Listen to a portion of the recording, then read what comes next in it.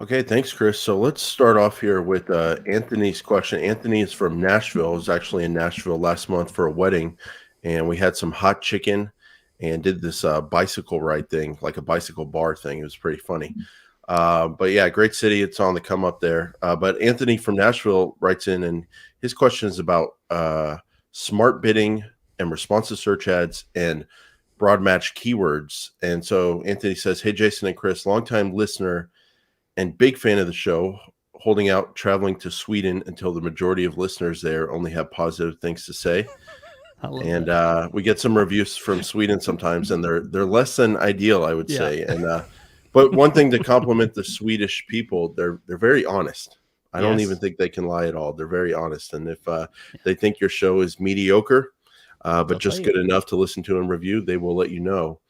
Anthony continues here. Any experience, tip, or tricks you can share regarding golden Google Ads golden triangle recommendation of responsive search ads plus broad match keywords plus smart bidding? I'm seeing mixed results, but still waiting on lead quality feedback. Just curious if you have any clients running this, and what are your thoughts? So, first question there, Chris: do you do broad keywords, smart bidding, and well, you got to do responsive search ads these Yeah. days, but basically broad match keywords plus smart bidding. How big a role does that play in your Google Ads life? A very minor role for me.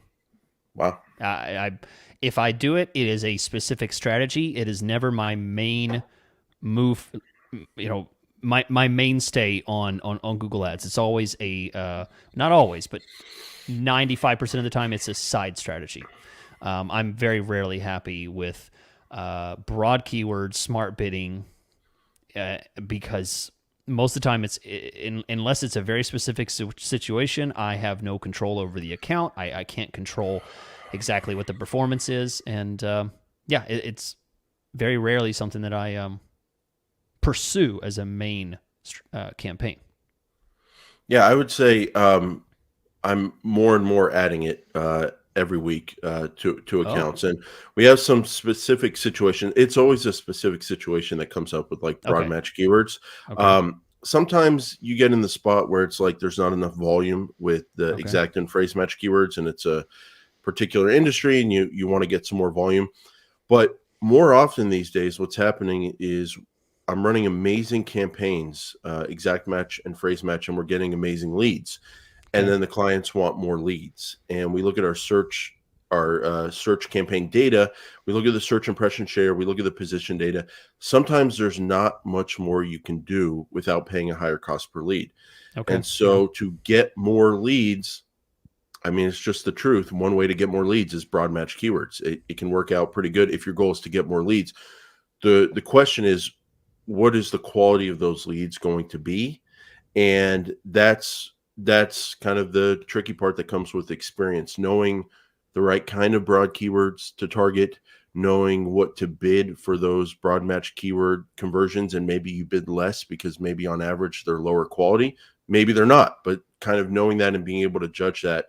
um, and then I would say one just like management tip that I've come across: running broad keywords with target CPA bidding, Chris, it's a totally different like experience than phrase and exact match keywords.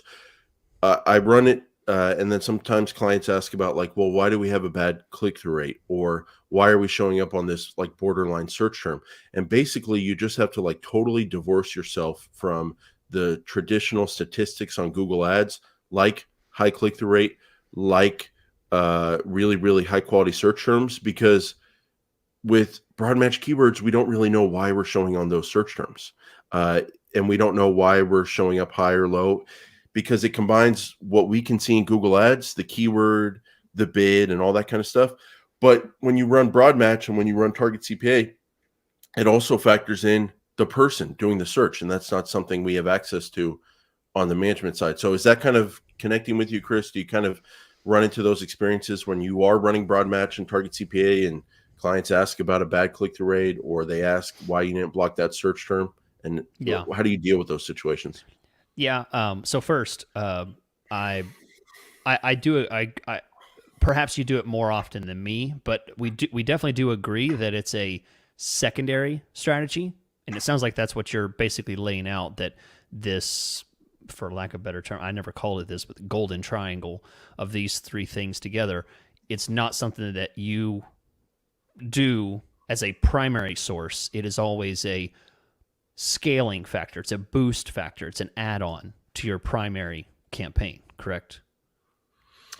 No, every morning I go out and I get my mail and I get weapons pointed at me and they tell me Yep. I need to do more Uh-huh. broad match keywords. So I I'm knew doing it. more of them Yeah. to not to basically be able to go out and get my mail the following day. And so I have been influenced to do more and more broad match keywords. And I am doing this more and more, not as the primary strategy, but in some cases the co-primary strategy. Basically my life as a Google Ads manager these days, Chris, is I'm living secret lives, two separate lives, and I have two separate families inside the same accounts in a lot of cases, because I am doing old school phrase and exact perfect search terms, and that works great.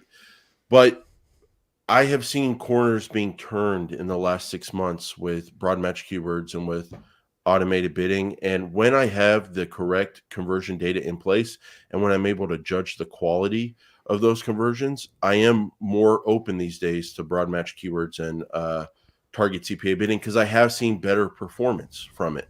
But I'm not going to say that that doesn't take experience, or there's not a ton of nuance to that, like the kinds of keywords I target, the kinds of conversions I track for. But I don't know. It just feels like this is kind of the ocean that we're swimming in more and more these days, and I've been doing it more and more. Hmm. And part of that is people want more leads, and so it's a great way to get them more leads. Okay.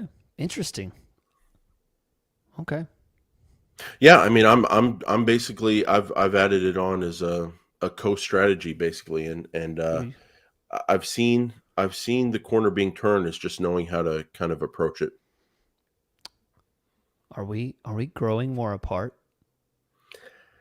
It depends if you want to come with me, Chris. I mean, maybe one day you'll start going out and getting your mail, and then being having to deal with what I deal with, and you'll join me. But Chris, honestly, in all seriousness, I have seen, I've kind of seen the light, if you will, and it's hard to go back on that kind of volume and the ability to get lower cost per conversions.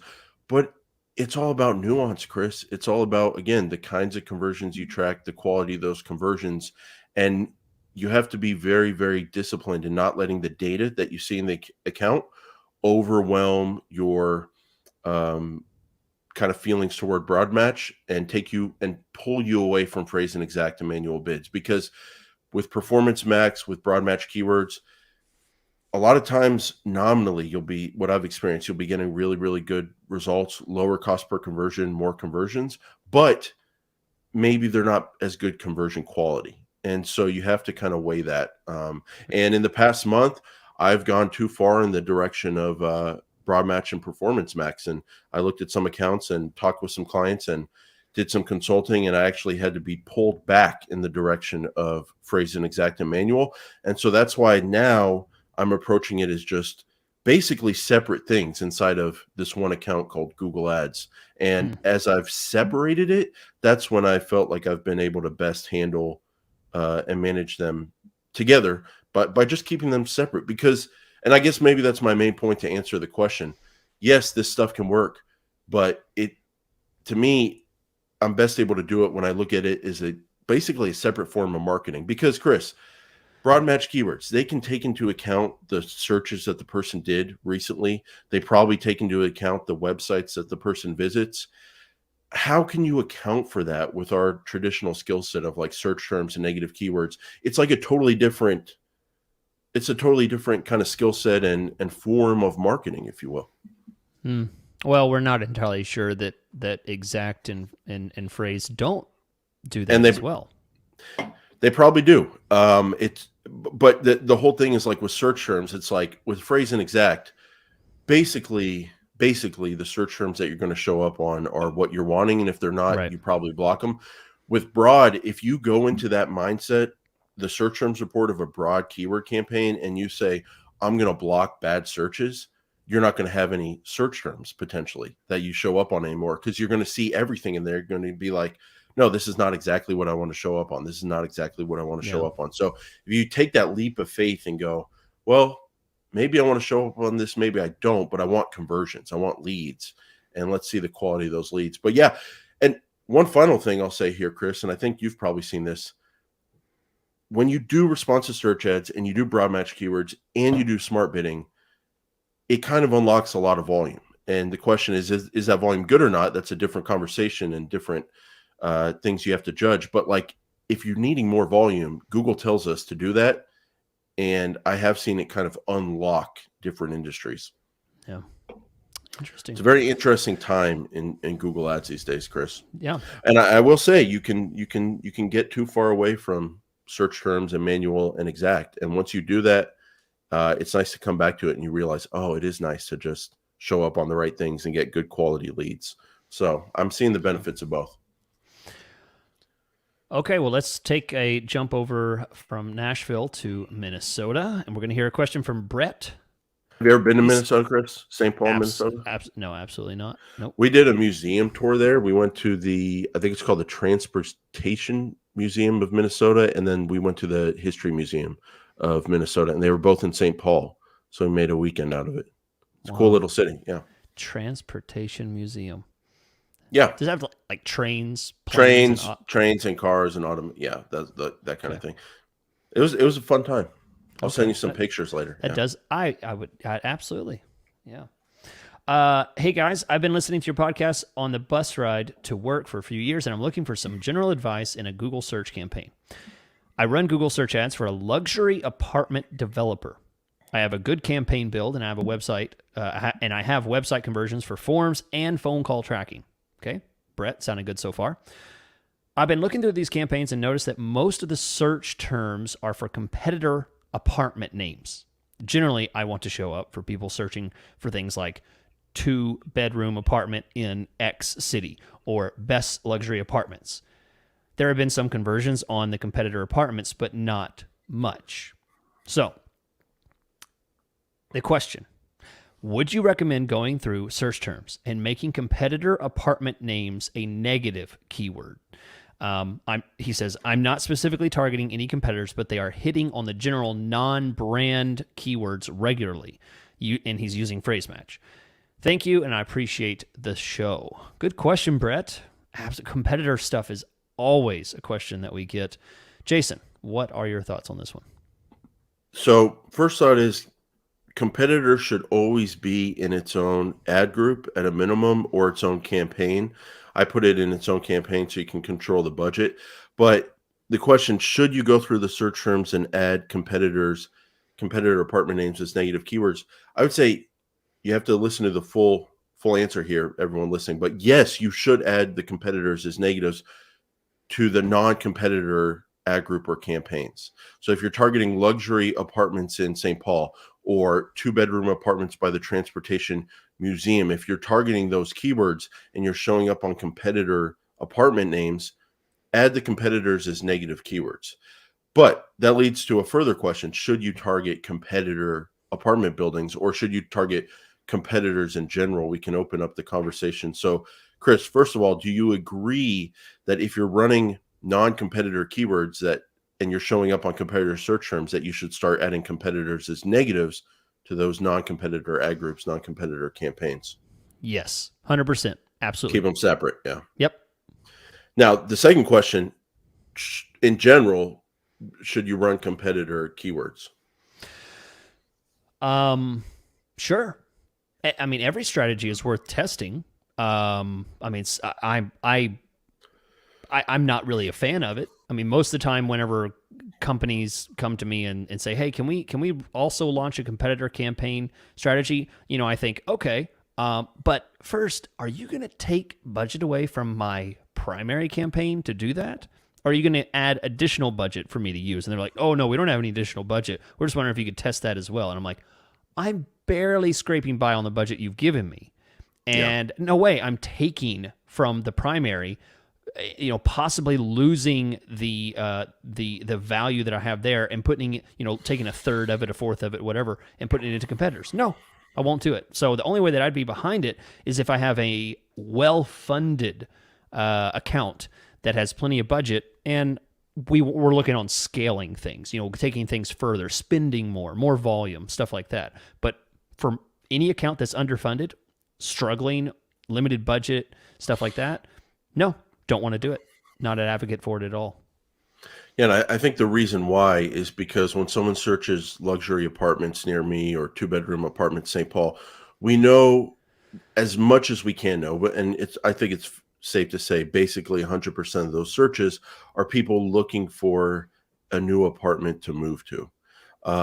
But if someone searches the so and so apartment building or the so and so apartment complex, we know that ratio is not 100%. It could be uh, 3 out of 10 people searching for that competitor name are open to looking for a new apartment, and that's why they're Sure. searching for it because they're looking for Okay. a new Yeah. apartment.